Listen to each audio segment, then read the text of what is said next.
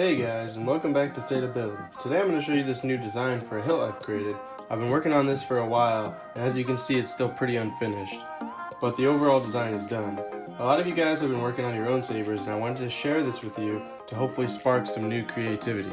I'm not going to do a full tutorial on how to build this hilt because the same techniques and tools were used to build this, so if you haven't checked out the last tutorial I made, you should check that out first, because the same techniques that I used to build this are used to build that one. So let's talk about each piece first.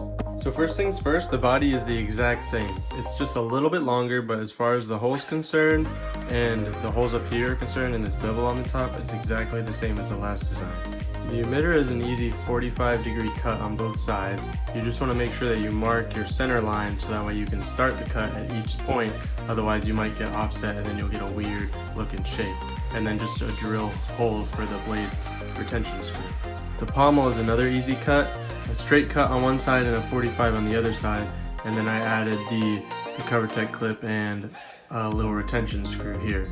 Eventually this is going to get a cover, and then the speaker is going to fit inside of here. The grip is exactly the same as the last one, except I used 2 rubber gaskets in between each sliver of aluminum instead of 1. The biggest difference is this piece in the middle. Before we didn't have anything in the middle. This is very difficult to cut with a miter saw, so I actually did this one by hand.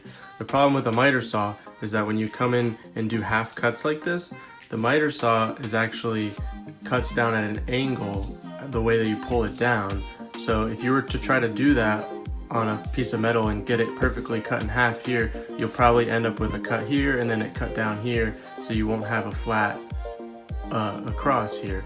So I had to do this one by hand, a 45, a straight cut, and then I used a Dremel to Dremel this piece out, and then that lets it slide nicely over here, and now I have this cool looking effect where it's a half cut out piece around the button. Those are all the main pieces, so let's put it back together.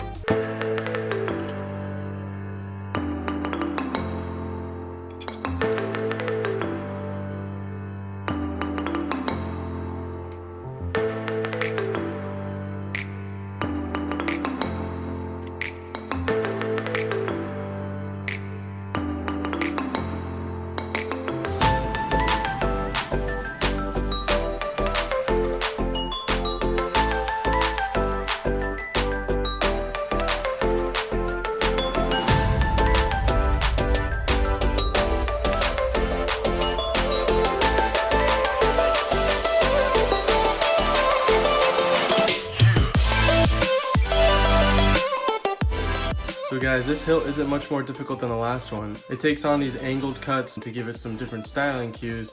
It is still pretty easy to make and pretty simple.